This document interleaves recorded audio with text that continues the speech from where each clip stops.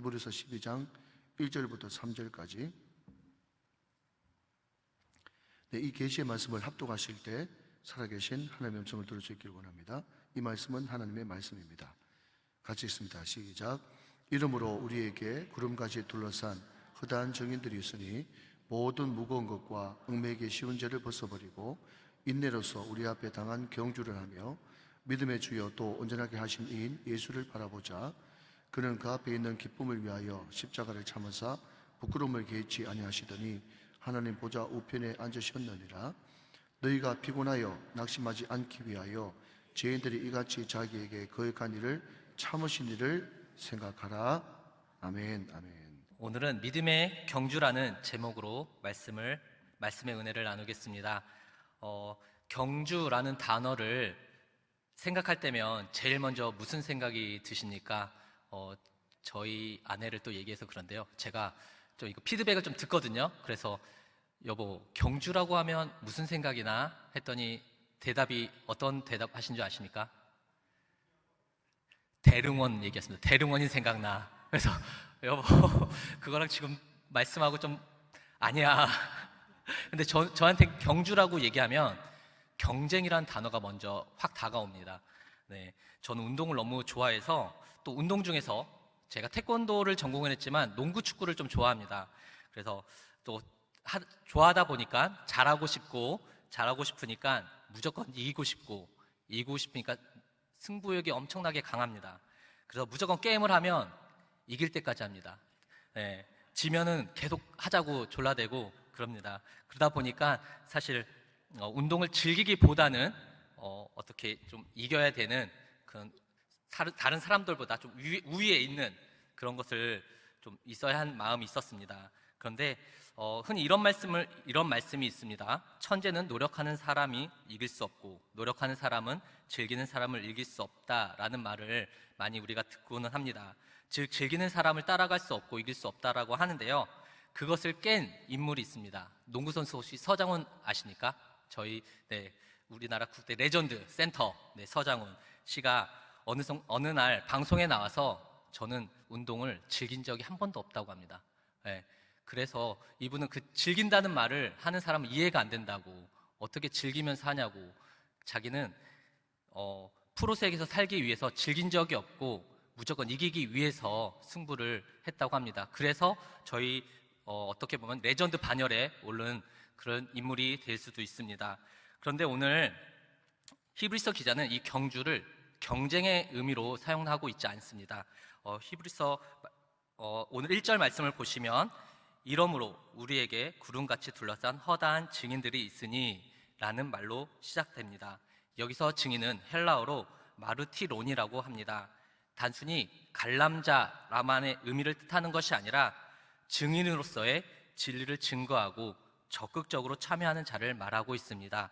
즉 앞장 11절에서 언급된 신앙의 선배들을 가리키는 것으로 11장 믿음의 장이라고 하는데요, 믿음으로 아벨을, 믿음으로 에녹, 믿음으로 노아, 믿음으로 아브라함, 야곱, 요셉, 구약의 인물들이 언급하고 있고, 이뿐 아니라 히브리서 11장 36절에서 38절을 보시면 어떤 이들은 조롱과 채찍질 뿐 아니라 결박과 옥에 갇히는 시련도 받았으며 라며 쭉 고난받는 그리스도인을 이야기하고 있습니다. 구약의 성도들이나 신약의 성도들이나 지금 우리와 똑같은 고난의 현장에 있고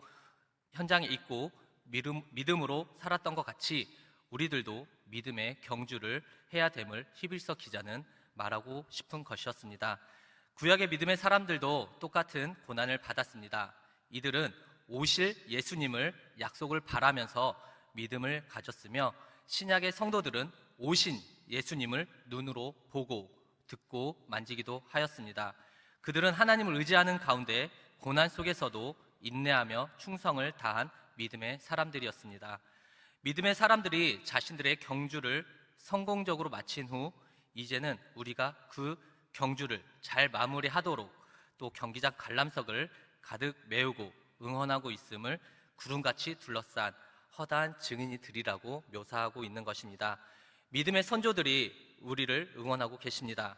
우리는 이미 믿음의 경주를 시작하고 있습니다. 그럼 우리가 이 믿음의 경주를 완주하기 위해서는 무엇이 필요할까요? 히브리서 기자는 경주를 완주하기 위해 세 가지가 필요하다고 말하고 있습니다. 첫 번째는 무거운 것과 얽매이기 쉬운 죄를 벗어버리라 라고 말하고 있습니다.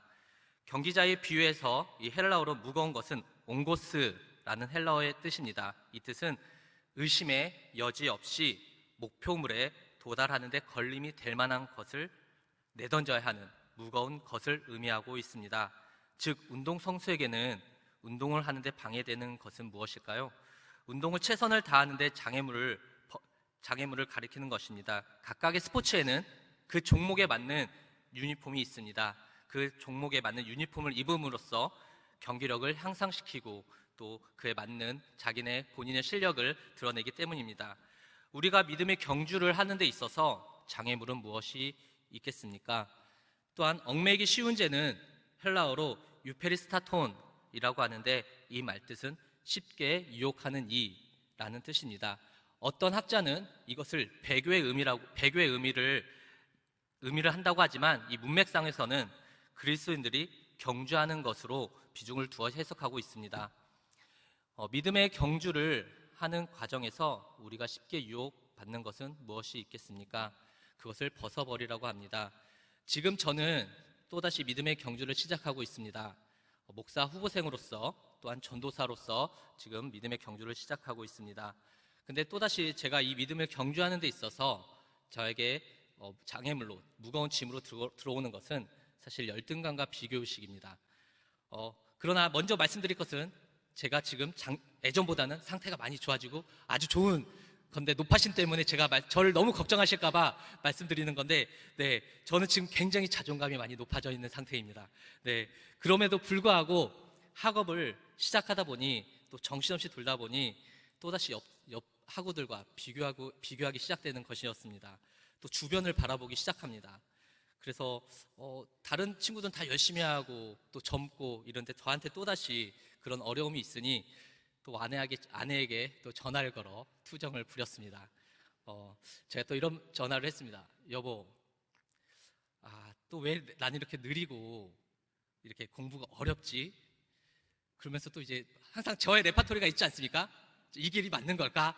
예, 그럴 때 이제 제 아내의 대답, 혹시 어떤 대답을 하실 것 같습니까? 예전에는 때려쳐, 기억하시죠? 때려쳐라고 했던 말이 이제는 다른 말로 합니다. 이젠 못 돌아가. 돌아가긴 글렀어. 늦었어. 때려치려면 진작에 때려쳐야지. 이젠 안 돼. 그냥 해. 그러면서 서로 이렇게 같이 웃으면서 그렇게 또 한참 그 말 듣고 한참 웃었습니다. 그럼 한마디 더. 그냥 기도하러 가. 네. 그래서 저 바로 이제 기도하러 갔거든요. 그래서 또한 우리 안에 쉽게 또 유혹받는 것은 무엇이 있을까요? 저 같은 경우에는 요즘엔 또 핸드폰이 항상 껴 있으니까 유튜브가 아닌가 싶습니다. 여기서 온갖 또 메시지라든지 잘못된 메시지들을 거르지 않고 또 이렇게 오는 유혹의 메시지 같은 것들이 많이 있는 것 같습니다. 또 골로새서 3장 5절 말씀을 보면 그러므로 땅에 있는 지체를 죽이라 곧 음란과 부정과 사욕과 악한 정욕과 탐심이니 탐심은 우상 숭배니라. 또 야고보서 1장 21절 보면요. 그러므로 모든 더러운 것과 넘치는 악을 내어버리고 능히 너희 영혼을 구원할 바 마음에 심긴 도를 온유함으로 받으라. 믿음의 경주라는 데 있어서 죄를 벗어버리라고 합니다. 우리 성도님들도 죄를 벗어버리는 우리 우정교회 성도님들이 되기를 기도드리겠습니다. 두 번째는 인내를 가지고 경주하라고 말하고 있습니다. 그리스도인의 믿음의 경주에서 중요한 것은 경쟁이 아니라 목표에 도달하는 인내입니다. 오늘 경주라는 단어는 아곤이라는 헬라어를 사용합니다. 이 뜻은 우승이나 상을 위한 경쟁, 또한 운동 경기에서 싸움이라는 뜻으로 사용되어지고 있습니다. 그러나 여기서 정확한 더 표현은 내적 싸움을 이야기하고 있습니다. 우리의 인생은 믿음의 생활을 할 때 마라톤에 비유하곤 합니다. 마라톤은 42.195를 뛰어야 되는데 완주하는 데 있어서 자기와의 싸움이 엄청나다고 합니다. 저는 사실 달리기는 좋아하지 않는데 이렇게 마라톤까지는 아니고 하프 마라톤을 딱 한 번 뛰어본 적이 있습니다.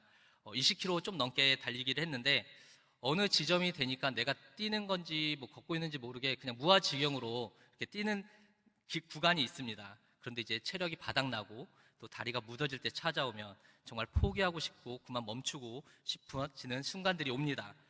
이때부터 정신력으로 그냥 뛰는 겁니다. 정신력으로 버티는 겁니다. 근데 결국 완주는 했습니다. 근데 완주한 이유가 무엇일 것 같습니까? 제가 그때 군 시절이어서 쫄병이었습니다. 그러니까 맞기 싫어서 완주를 할 수밖에 없었습니다. 그 외부 압력에 못 이겨서. 그런데 제 앞 선임은 나고에서 그날 저녁 못 자고 좀 선임들한테 혼난 그 기억을 떠올리게 됩니다. 근데 외부의 압력으로 저희가 완주를 할 수 있을지 모르나 완주할 수 있는 훈련이 우리에게는 필요합니다. 인내는 금방 생기는 것이 아닙니다. 훈련이 필요합니다. 20km든지 42.195를 뛰려든지 그에 맞는 훈련을 해야 합니다. 또 우리 담임 목사님께서 말씀하시는 즐겨 사용하는 말씀이 있습니다. 지속성과 반복성. 이것이 어떻게 보면 운동에서도 똑같이 적용이 됩니다. 매일같이 마라톤을 완주하려면 반복 훈련을 해야 합니다. 5km든 10km든 매일같이 자그마한 거리를 반복해서 뛰다가 또한 강도를 올리면서 그 지속적으로 유지를 할 때 그런 인내가 되어지고 완주를 할 수 있는 힘이 길러지기 때문입니다. 우리의 신앙생활도 믿음의 경주를 완주하기 위해서는 인내가 필요하며 끝까지 완주하기 위해서는 훈련이 필요합니다. 이 훈련을 통해 우리는 인내를 습득하게 되고 소유하게 됩니다. 그럼 어떤 훈련이 필요하겠습니까? 우리 성도님들이 다 하고 있는 훈련입니다. 먼저 말씀 훈련이 필요합니다. 시편 1편 3절입니다. 그는 시냇가에 심은 나무가 철을 따라 열매를 맺으며 그 잎사귀가 마르지 아니함 같으니 그가 하는 모든 일이 다 형통하리로다.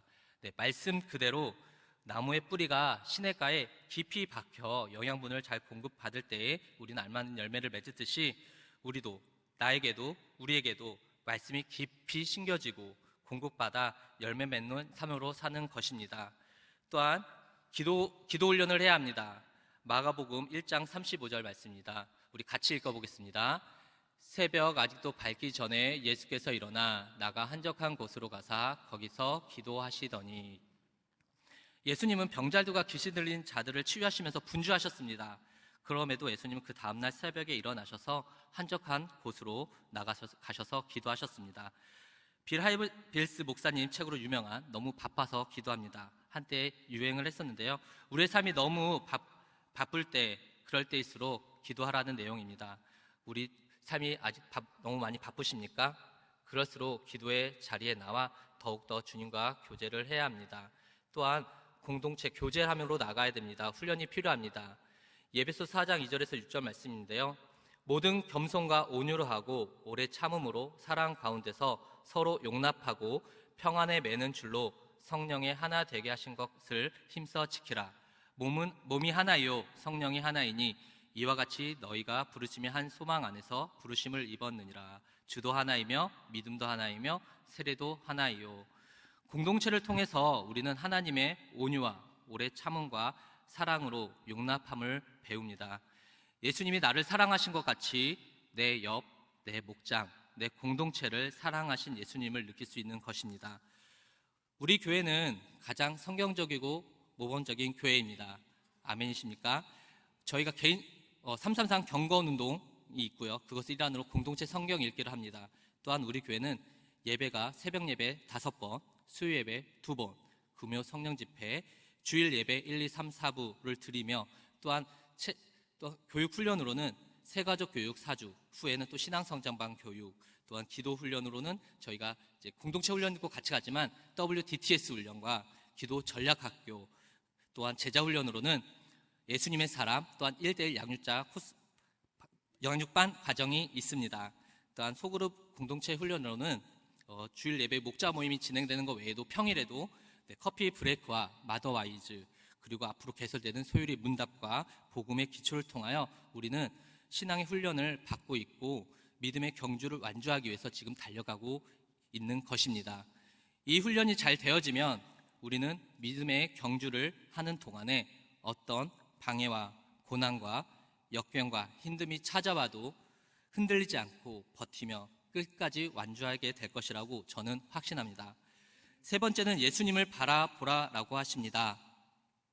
2절 말씀에 믿음의 주요 또 온전하게 하시는 이인 예수를 바라보자. 그는 그 앞에 있는 기쁨을 위하여 십자가를 참으사 부끄러움을 개의치 아니하더니 하나님 보좌 우편에 앉으셨느니라. 우리가 믿음의 경주를 하면서 예수님을 바라보아야 하는 것은 그분께서 믿음의 창시자요 왕성자이시기 때문입니다. 여기서 주는 헬라어로 아르케곤, 원래는 헬라어로 주로 많이 쓰는 단어는 키리우스인데 여기서는 아르케곤이라는 말로 사용됩니다. 이게 창시자라는 뜻입니다. 예수님은 구약시대에 믿음의 조상들에게 멀리 바라보기만 했던 궁극적 목표였습니다. 그리고 그 구원을 이루어내신 분이십니다. 소망 가운데 실체를 내다보는 믿음이든 실체를 이미 누리는 믿음이든 모든 믿음은 예수님께로부터 나온다고 할 수 있습니다. 그래서 예수님은 믿음의 창시자가 되십니다. 요한계시록 22장 13절 말씀에 나는 알파요 오메가요 처음과 마지막이요 시작과 마침이라 라고 말씀하셨습니다. 또한 온전하게 하시는 이라고 말씀하고 있습니다. 이는 헬라어로 텔레토테스라고 하는데 완전하게 하는 자, 완성자를 의미합니다. 예수님은 모든 믿음의 궁극적 목표인 구원을 이루시는 분이라는 점에서 믿음의 왕성자도 되십니다. 예수님께서는 믿음을 왕성하신 것은 하나님의 뜻에 순종하기 위해 십자가의 수치와 죽음을 끝까지 참아내신 인내를 통해서이십니다. 예수님께서 지상 생활 가운데 그 믿음을 온전히 실행자임을 드러내고 있습니다. 예수님께서는 모든 특권을 내려놓으시고 우리를 위해 모든 것을 버리셨습니다. 빌립보서 2장 6절 말씀을 보면 그는 근본 하나님의 본체시나 하나님과 동등됨을 취할 것을 여기지 아니하시고 오히려 자기를 비워 종의 형체를 가지사 사람들과 같이 되셨고 사람의 모양으로 나타나사 자기를 낮추시고 죽기까지 복종하였으니 곧 십자가에서 죽으심이라. 그분은 단 한 번도 죄를 짓지 않으셨습니다. 예수님께서 그분의 시선을 자신 앞에 놓인 그 기쁨, 곧 그분의 은혜로 인류가 또한 우리가 내가 구원을 받게 되는 것을 가장 큰 상으로 두셨습니다. 예수님께서는 조롱과 학대를 건지셨습니다. 그분께서는 십자가의 수치를 감당하였습니다. 예수님의 순종의 궁극적 목표는 죽음 자체가 아니었습니다. 그것은 자신 앞에 놓여있는 기쁨이었습니다. 히브리서 기자는 이 기쁨이 하나님의 보좌 오른편에 앉으심이라고 표현하고 있습니다. 시편 103편 19절 말씀을 보시면 우리 같이 읽겠습니다. 여호와께서 그의 보좌를 하늘에 세우시고 그의 왕권을 만유를 다스리시도다 라고 하셨습니다. 성경에서 하나님의 권세와 통치를 나타낼 때는 하나님께서 보좌에 앉으셨다고 말합니다. 마치 이 세상 나라 임금들이 왕만 앉을 수 있는 보좌에 나라를 다스리는 것처럼 하나님께서도 이 세상을 통치하시고 계시기 때문에 하나님께서 보좌에 앉으셨다고 말하는 것입니다. 그분은 성경을 온전케 하는 분이시며 은혜의 왕선자이시며 믿는 사람들의 영혼 안에서 능력으로서 믿음의 역사를 일으키시는 분이십니다. 그분은 우리의 믿음의 재판자이시며 보상자이십니다. 그분은 결승점에 도달한 자를 가려내시며 또 잘 달린 사람들은 그에게서 또한 그 상을 주시는 분이십니다. 비록 우리는 예수님께서 스스로의 노력으로 이루신 것을 결코 이뤄낼 수는 없습니다. 그러나 그분은 우리의 온전하신 모델이시고 본이 되어 주십니다. 그러므로 우리는 그분에 대한 믿음으로 큰 상을 주시겠다고 하신 그분의 약속을 신뢰하면서 예수님을 바라보면서 믿음의 경주를 끝까지 완주하시기를 기도드립니다. 결론입니다. 3절 보시면 너희가 피곤하여 낙심치 않기 위하여 죄인들이 이같이 자기에게 거역한 일을 참으신 자를 생각하라. 우리가 운동선수들도 장거리를 뛰다 보면 피곤하고 낙심하게 되기 마련입니다. 또한 우리의 믿음 생활하는 믿음의 경주자인 우리도 시간이 지날수록 피곤하고 낙심될 때가 있습니다. 또한 신앙생활을 하면서 겪는 어려움과 또한 힘듦, 또 오해 이런 상황에 직면할 때 우리는 포기하고 싶고 내려놓고 싶은 생각들이 많이 할 때가 있습니다. 그럴 때 우리는 죄인들이 이같이 자기에게 거역하신 일을 참으신 분 예수님을 생각하라고 말씀하신 것처럼 우리는 그 본이 되신 예수님을 바라보며 생각해야 됩니다. 곧 적대자들이 예수님에 대해 적개심을 갖고 온갖 비방과 모욕과 수치심을 유발하는 행동을 하는데도 그것을 예수님은 묵묵히 참아내셨습니다. 그리고 묵묵히 십자가를 지셨습니다. 지금 지면에 있는 고난과 비교할 수 없는 극심한 것들이었습니다. 따라서 지쳐서 낙심할 위기에 처해 있는 지금의 히브리서 수신자들은 극심한 고난도 끝까지 인내하여서 믿음의 왕성자가 되신 예수님을 생각하고 바라보며 이 위기를 극복하라고 말하고 있습니다. 말씀을 정리하겠습니다. 우리는 믿음의 경주를 시작하였습니다. 이 경주를 완주하기 위해서는 세 가지를 말씀드렸습니다. 첫째는 모든 무거운 것과 얽매기 쉬운 죄를 벗어버려라. 두 번째는 인내를 가지고 경주를 해라. 인내는 훈련을 통해서 길러지고 이 훈련으로 단련될 때 우린 어떠한 고난과 역경이 있더라도 포기하지 않고 완주를 할 수 있습니다. 세 번째는 믿음의 주요 또는 온전하게 하신 이인 예수를 바라보라라고 합니다. 믿음의 경주를 하면서 피곤하고 낙심되는 상황에 직면할 때 경주를 포기하는 것이 아니라 또한 온갖 비방과 모욕과 수치심을 유발하는 행동을 하는데도 그것들을 묵묵히 참으신 것 같이 우리도 예수께서 그렇게 행하신 것 같이 우리도 그분의 우리의 완전하신 모델이신 또 본이 되신 그 예수님을 바라보며 생각하며 믿음의 경주를 완주하시길 기도드리겠습니다.